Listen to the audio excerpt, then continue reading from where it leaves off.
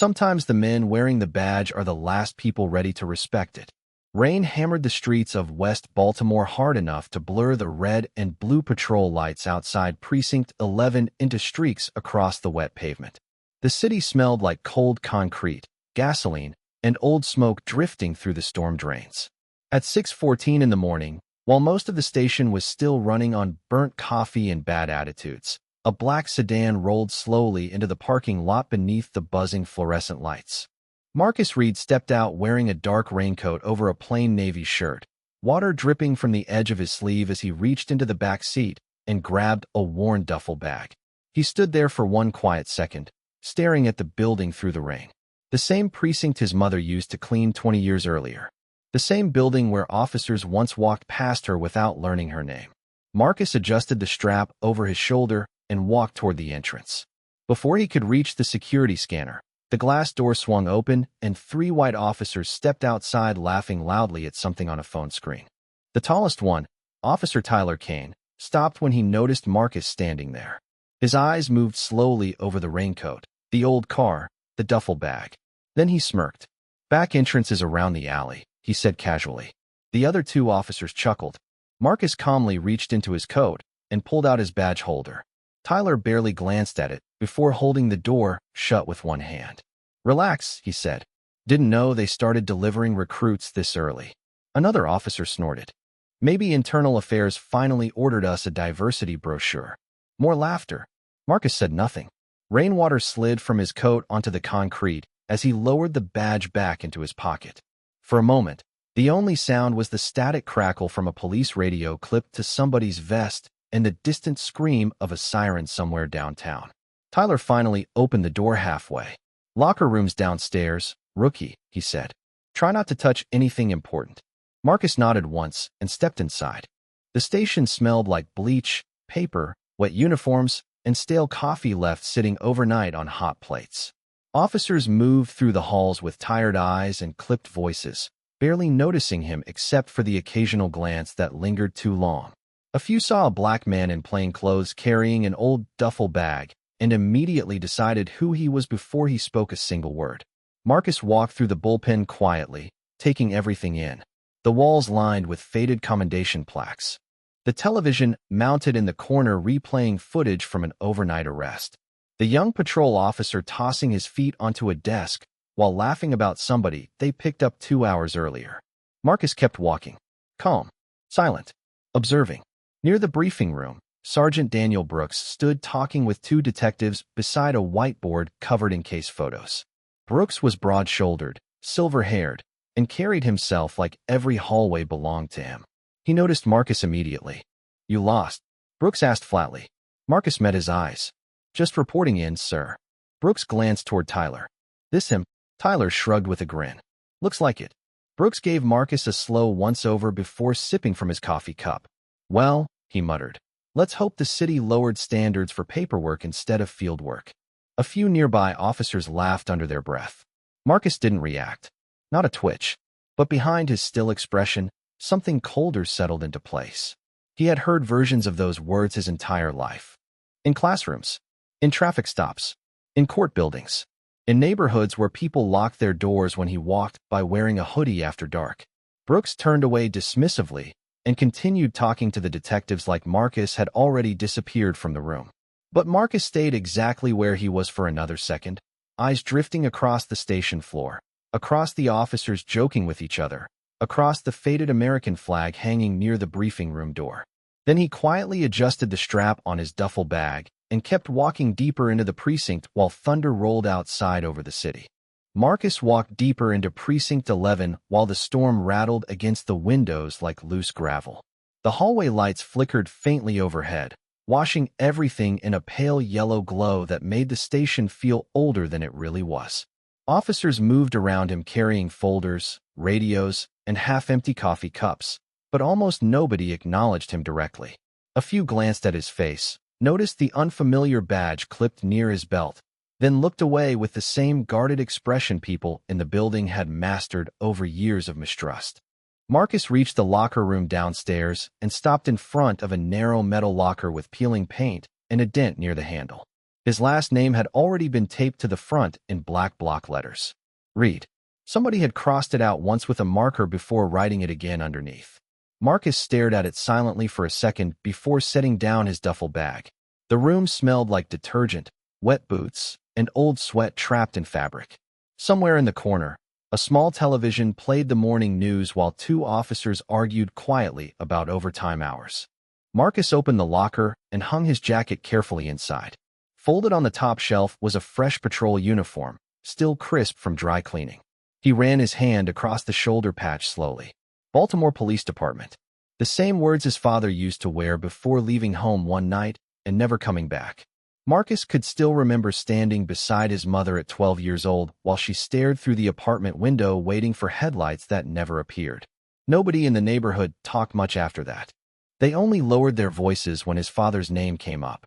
Marcus changed quietly while the television reporter upstairs talked about rising tensions between police and the community.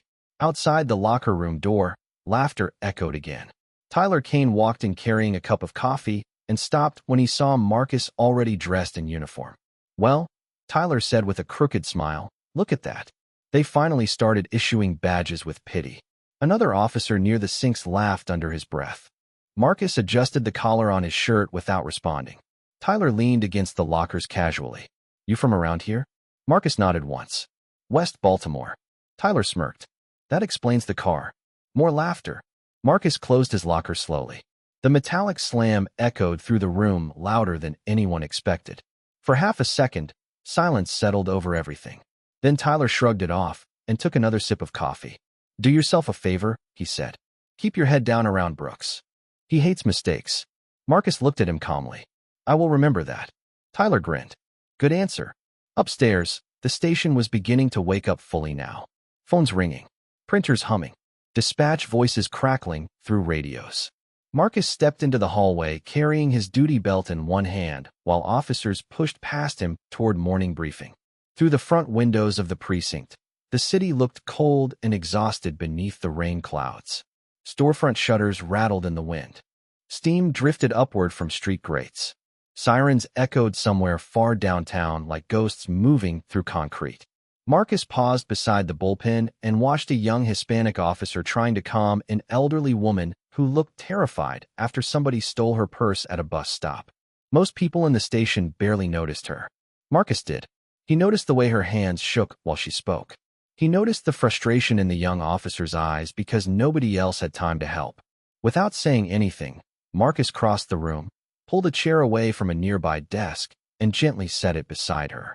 "Ma'am," he said softly, "you should sit before you fall." The woman looked surprised for a moment before lowering herself into the chair carefully. The young officer gave Marcus a quiet nod of gratitude. Across the room, Sergeant Brooks noticed it too. He watched Marcus from behind the glass walls of the briefing room with narrowed eyes and an unreadable expression while rain continued sliding down the station windows behind him. The morning briefing started exactly at 7:03, and nobody waited for Marcus before shutting the door behind him.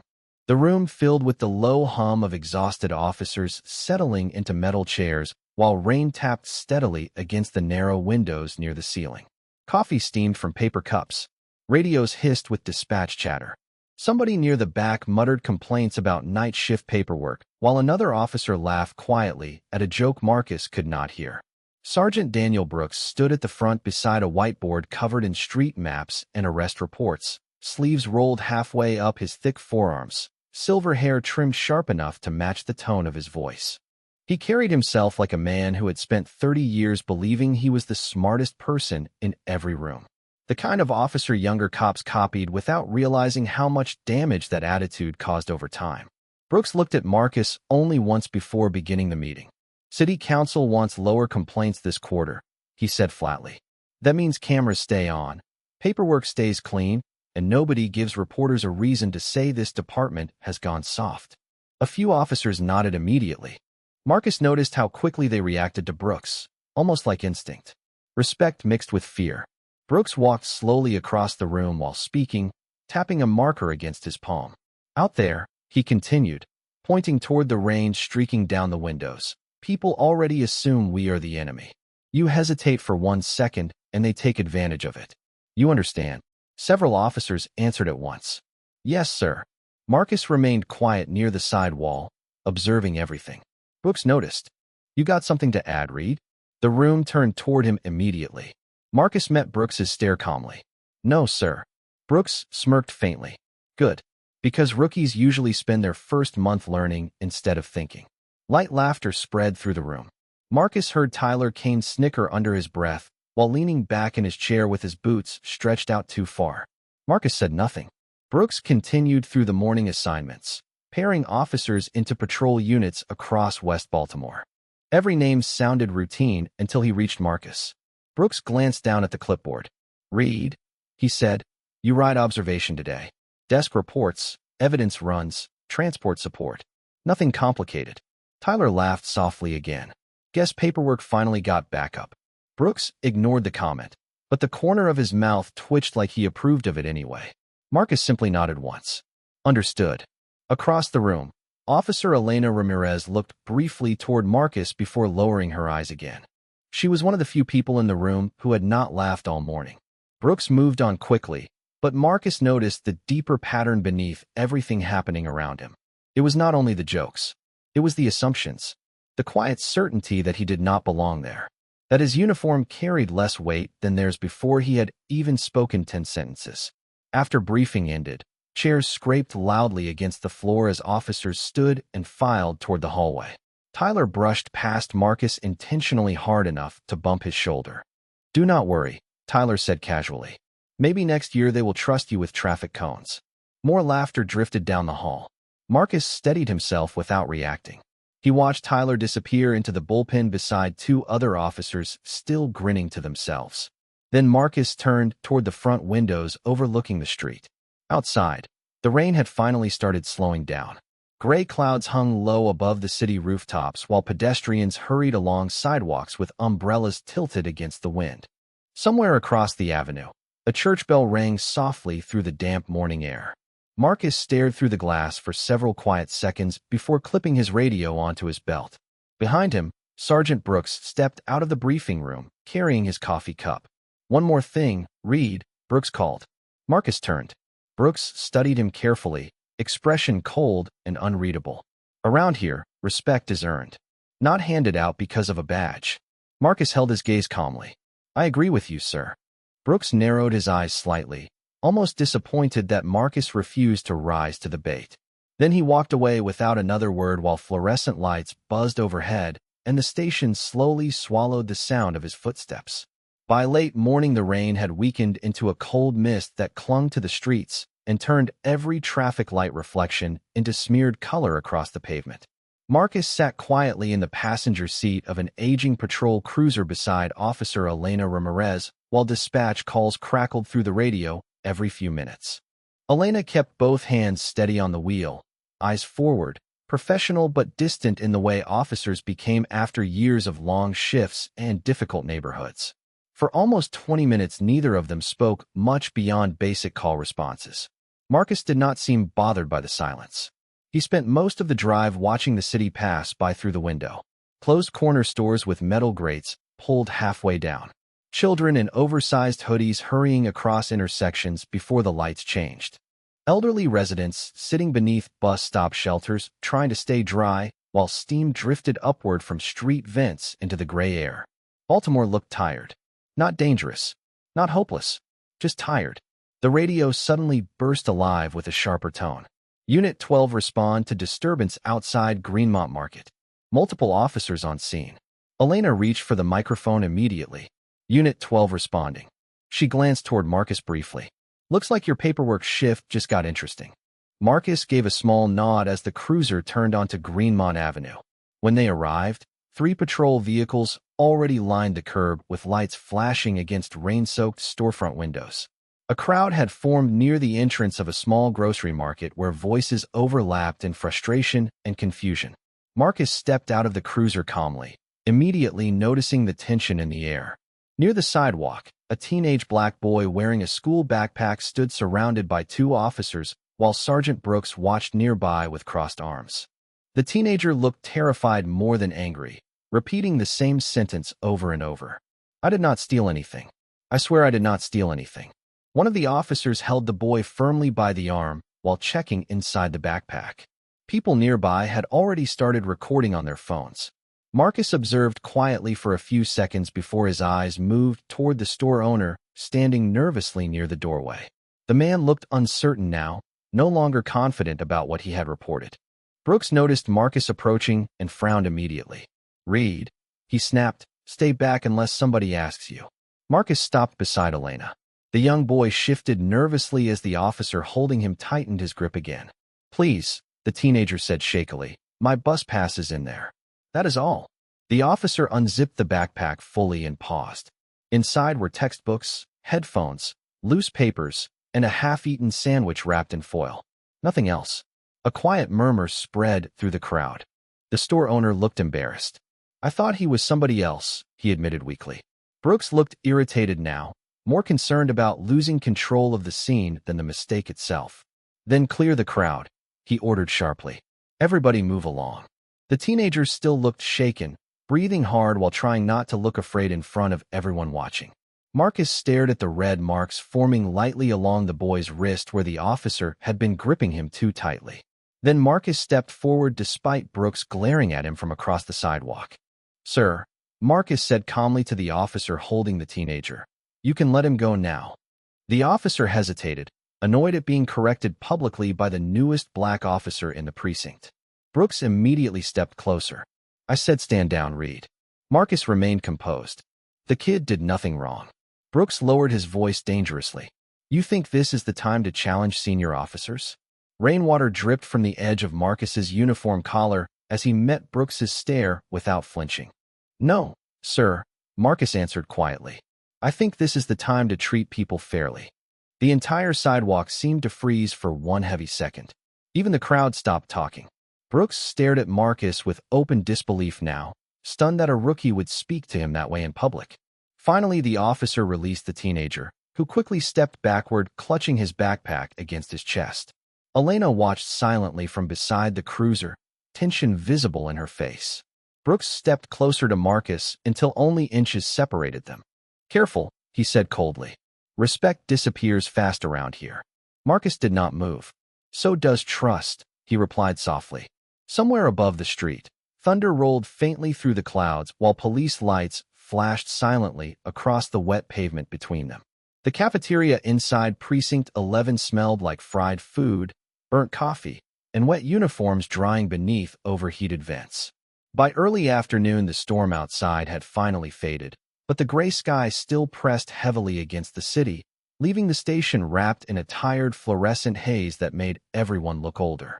Officers filled the room in clusters, laughing too loudly at stories they had told 100 times before.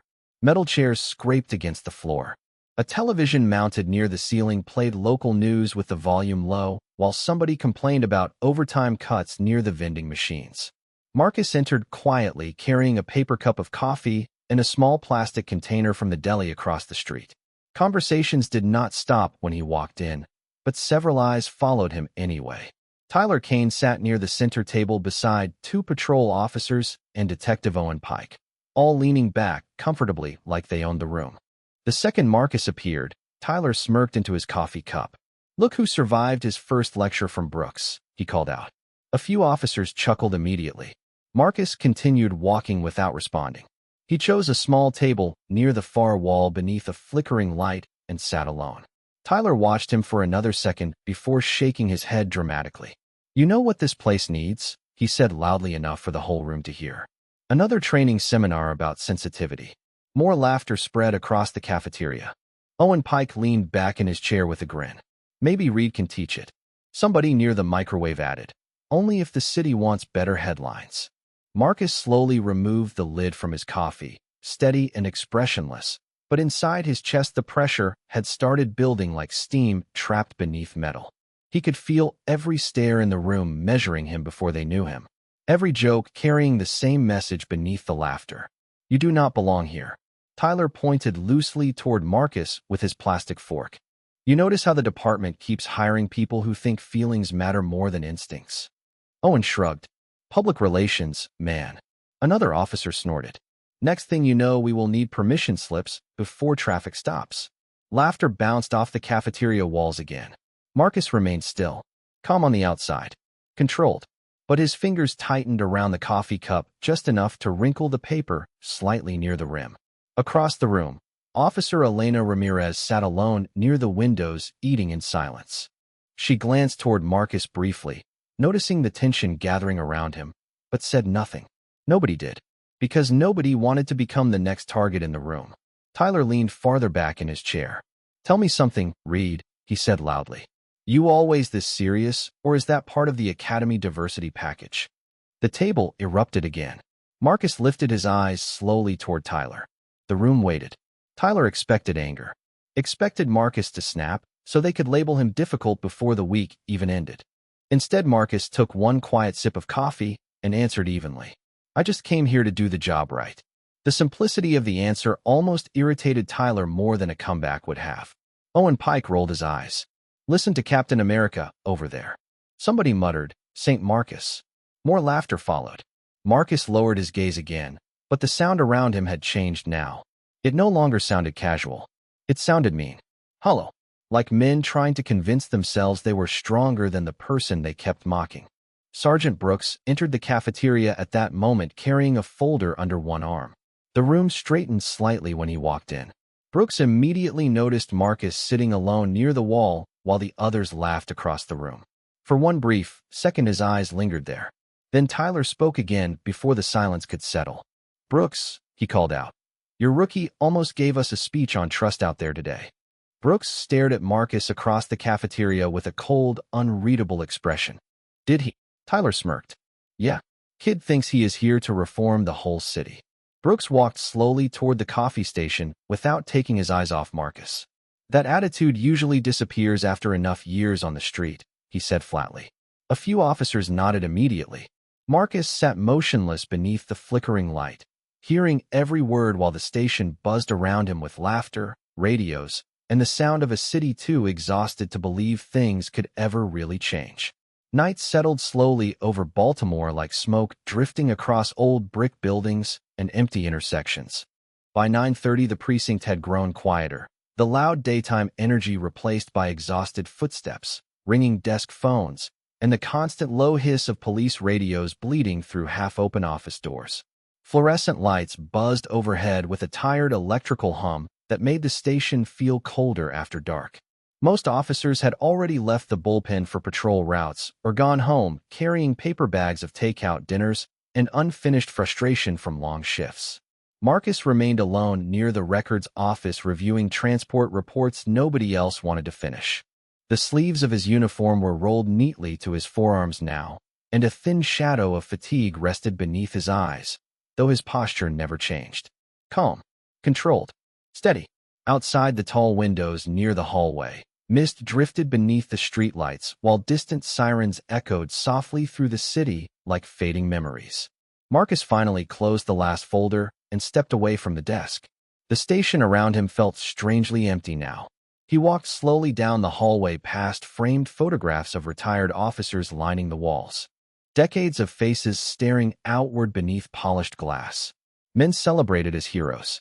Men remembered by plaques and ceremonies. Marcus wondered quietly how many people like his mother had cleaned those same hallways after midnight without anyone ever learning their names. He pushed open the heavy metal door leading to the rooftop parking level, and cold air wrapped around him immediately. The city stretched outward beneath low clouds and scattered lights, glowing faintly through the damp night haze. Wind moved across the rooftop carrying the smell of rain, gasoline, and distant ocean air from the harbor.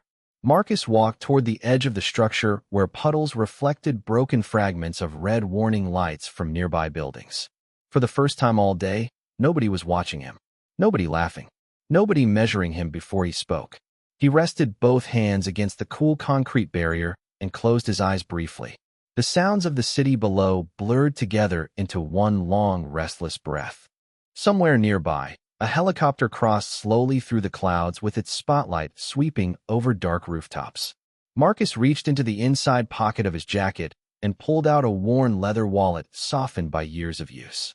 From inside, he removed an old photograph, edges faded and bent from being handled too many times. His father stood smiling in uniform beside a patrol car from another era, sunlight reflecting off the badge on his chest. Marcus stared at the picture quietly while the wind tugged lightly at the corner of it. He could still hear his father's voice sometimes. Not clearly, just fragments. Small things. Wear the badge with honor. Do not let anger decide who you become. People remember how you treat them when they are powerless.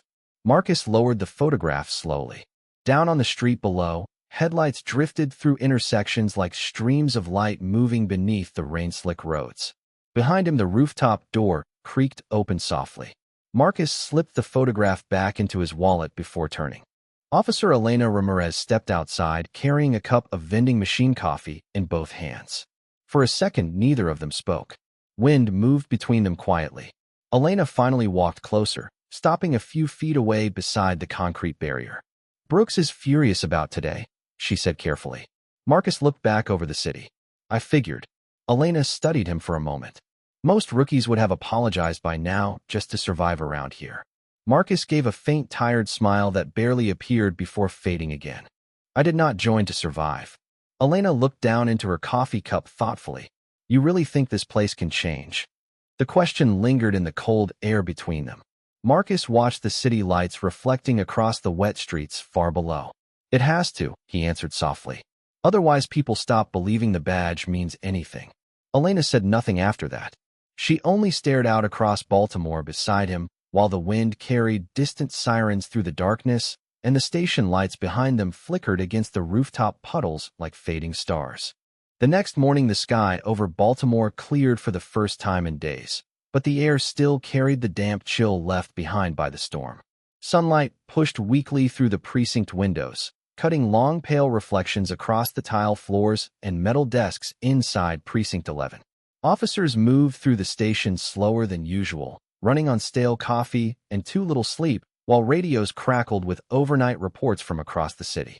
Marcus arrived before sunrise wearing the same calm expression he carried every day, though the station around him already felt different somehow. Quieter, tighter, like something unseen had settled into the building overnight. Near the front desk, Officer Elena Ramirez looked up from a stack of reports the moment Marcus walked in. "Chief called an emergency assembly," she said quietly. "Nobody knows why." Marcus nodded once and continued toward the locker room without asking questions. Around him, conversations lowered as he passed. Tyler Kane stood near the coffee station with Owen Pike and two patrol officers, all speaking in hushed voices before falling silent when Marcus entered the hallway. Tyler watched him carefully now, not with amusement this time, but suspicion. Marcus ignored it and kept walking. At exactly 8 o'clock, every available officer crowded into the main assembly room downstairs. The fluorescent lights hummed softly overhead, while rows of chairs filled with uniforms and tired faces. Conversations drifted through the room in low murmurs until Sergeant Brooks stepped inside, carrying a folder beneath one arm. The room straightened immediately. Brooks looked irritated already, jaw tight, coffee untouched in his hand. His eyes moved briefly toward Marcus sitting alone near the back wall before turning away again. Tyler leaned toward another officer and whispered something that earned a quiet laugh, though the sound died quickly when the side doors opened. Chief Harold Bennett entered the room slowly. Older than most officers had ever seen him look, silver hair neatly combed and shoulders carrying the weight of too many years in the department. Two members of city leadership followed behind him in dark suits. The room fell completely silent. Chief Bennett stepped to the podium and adjusted the microphone. "Thank you all for coming in early," he began. His voice carried the rough exhaustion of a man nearing retirement. "As most of you already know, this department has faced increasing pressure from the city over community trust, accountability, and leadership reform." Several officers shifted uncomfortably in their seats. Brooks folded his arms tightly. The chief continued. "After months of review, the city approved a restructuring plan effective immediately." Tyler rolled his eyes subtly beside Owen Pike. Marcus remained still near the back wall. Chief Bennett looked down briefly at the paper in his hand before speaking again. "My retirement begins next week." A ripple of surprise moved through the room. Even Brooks looked caught off guard. Then the chief lifted his eyes slowly toward the back of the assembly hall. "Which brings me to the next announcement." The room quieted even further somehow. The city requested leadership capable of rebuilding trust inside these walls and outside them. Chief Bennett paused deliberately. Effective immediately, the new commanding captain of Precinct 11 will be Captain Marcus Reed. For one long impossible second, nobody moved. Nobody even seemed to breathe. Tyler Kane stared toward the back wall with his mouth slightly open, coffee cup frozen halfway to the table. Owen Pike blinked repeatedly like he had misheard the words. Sergeant Brooks slowly turned around in his seat, disbelief spreading across his face as Marcus stood calmly from the back row. Sunlight from the high windows caught the edge of Marcus's uniform as he stepped forward through the stunned silence. Every officer in the room watched him differently now, not as the rookie they mocked, not as the outsider they dismissed, but as the man about to command every person inside the building. Marcus walked steadily toward the podium while the sound of his footsteps echoed across the silent assembly hall. Brooks looked physically unable to process what he was seeing. Tyler lowered his eyes first. Chief Bennett stepped aside as Marcus reached the front of the room. Then the chief placed a small black case into Marcus's hands. Inside rested the polished captain badge reflecting gold beneath the fluorescent lights. Marcus looked out across the room quietly, his expression calm, controlled, unreadable. The same men who laughed at him yesterday now sat frozen beneath the weight of their own assumptions. The silence inside the assembly hall lingered long after Chief Bennett stepped away from the podium. Nobody seemed to know where to look anymore.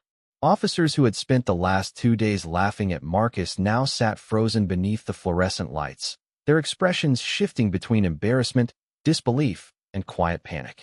Tyler Kane stared down at the floor with both hands wrapped tightly around his coffee cup, as though keeping them still required effort. Owen Pike avoided eye contact completely. Even Sergeant Brooks looked stripped of the certainty he carried like armor every day. Marcus stood calmly at the front of the room, holding the captain badge in one hand, while morning sunlight reflected faintly across the polished gold surface. He did not smile. He did not look angry either. That somehow made the silence heavier. Chief Bennett cleared his throat softly. Captain Reed has spent the last 6 months working directly with city oversight and departmental review, he announced. A ripple of confusion moved across the room. Brooks looked up sharply. 6 months. Suddenly, every moment from the past 2 days began rearranging itself inside their heads. Marcus had not been sent there to learn from them. He had been sent there to observe them. Tyler slowly leaned back in his chair, face pale now beneath the harsh lights. Marcus finally stepped toward the microphone. His voice came calm and steady when he spoke. I know this announcement comes as a surprise. Nobody moved. But I did not come here to embarrass anyone. That sentence hit the room harder than shouting ever could have. Marcus looked across the officers quietly, eyes passing over Tyler, Owen, Brooks, and every other face that had judged him before learning his name. This precinct has good officers, he continued. But somewhere along the way, too many people here started confusing authority with respect. Brooks lowered his eyes slightly. Marcus kept speaking. A badge is not proof of character. The public decides that by how we treat them when nobody is watching. The room remained perfectly still except for the faint crackle of radios somewhere outside the assembly hall doors. Marcus glanced briefly toward the city leadership, standing near the wall, before continuing. Yesterday, a teenager was publicly humiliated because assumptions mattered more than facts. That cannot happen again. Nobody needed clarification about who he meant. Tyler shifted uncomfortably in his chair. Brooks stared straight ahead with tension locked in his jaw. Marcus rested the captain badge carefully against the podium. I am not interested in revenge, he said quietly. If I wanted that, I could clean house by the end of the week. Several officers looked up immediately. Marcus let the words settle before continuing. But removing people is easy. Changing people is harder. The fluorescent lights hummed softly overhead while sunlight brightened across the high windows behind him. This department does not need fear, Marcus said. It needs integrity. After the assembly ended, officers filed out slowly in near silence. Nobody joked. Nobody laughed. The station that once felt loud with arrogance now sounded strangely hollow beneath the shuffle of boots and low radio chatter. Marcus remained near the podium organizing paperwork when Sergeant Brooks finally approached him alone. For the first time since Marcus arrived, Brooks looked uncertain.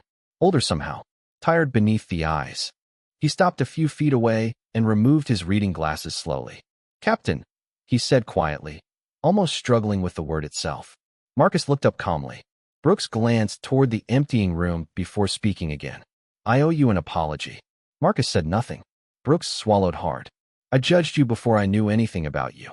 The honesty in his voice sounded painful. Marcus studied him for a long moment. Then he answered softly, "You judged what you expected to see." Brooks lowered his eyes. For several seconds, neither man spoke while morning lights stretched across the empty chairs around them. Finally, Brooks nodded once. "I can do better," he admitted quietly. Marcus looked toward the precinct bullpen beyond the assembly hall doors where officers moved through the station beneath flickering lights and ringing phones. "Then do it," Marcus replied. "Because the people out there deserve better from all of us." Brooks stood silently for another second before giving a small respectful nod and walking away.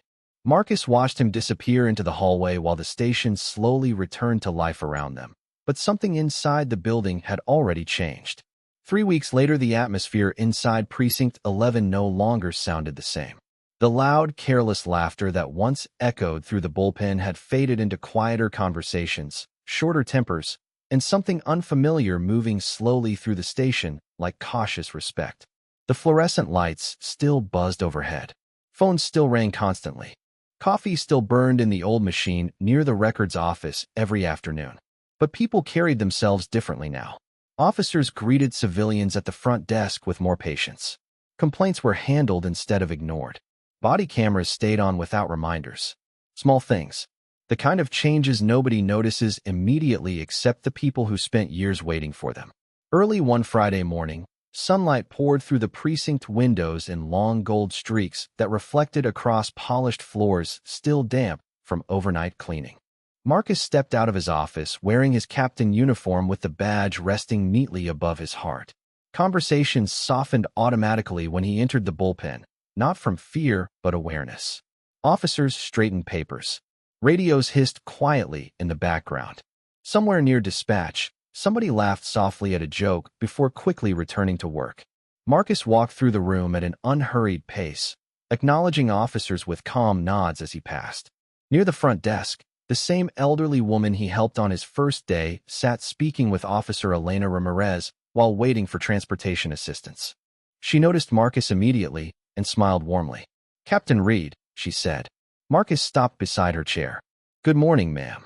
The woman shook her head gently with disbelief still lingering in her eyes. "This place feels different lately." Marcus glanced around the station quietly before answering. "That is the goal." Nearby, Tyler Kane sat finishing paperwork at a desk beneath the windows. He looked up as Marcus passed, hesitation crossing his face for a moment before he stood. The room seemed to notice instantly. Tyler cleared his throat awkwardly. "Captain," he said carefully. Marcus stopped and turned toward him. Tyler struggled briefly for words that once would have come easily. "I just wanted to say, I was wrong about you." The bullpen fell nearly silent again. Marcus studied him calmly. Tyler lowered his eyes for a second. "About a lot of things." Marcus nodded once. "Then learn from it." Tyler gave a small, respectful nod back before sitting down again, quieter than Marcus had ever seen him. Farther down the hallway, Sergeant Brooks stepped out of briefing carrying a stack of reports. He and Marcus exchanged a brief look across the bullpen. No hostility remained there now, only understanding sharpened by discomfort and truth. Brooks gave a small nod of respect before continuing toward his office. Marcus walked past the rows of desks toward the front entrance while sunlight reflected softly across the polished captain badge on his chest. Outside the precinct windows, Baltimore moved through another ordinary morning. City buses groaned through intersections. Steam rose from street vents into the cold air. People hurried beneath traffic lights carrying coffee cups, backpacks, grocery bags, and the invisible weight of their own lives. Marcus paused near the front doors for one quiet moment, watching the city through the glass. His reflection stared back beside the gold lettering now painted across the office window behind him. Captain Marcus Reed. The same building where his mother once cleaned floors after midnight now carried his name on the door. Behind him, the station continued breathing with the sounds of radios, footsteps, ringing phones, and officers preparing for another day. But beneath all of it was something softer now, something steadier. Respect earned without humiliation. Authority carried without cruelty. Marcus adjusted the sleeve of his uniform once before stepping forward into the morning light, while the precinct behind him slowly disappeared into quiet.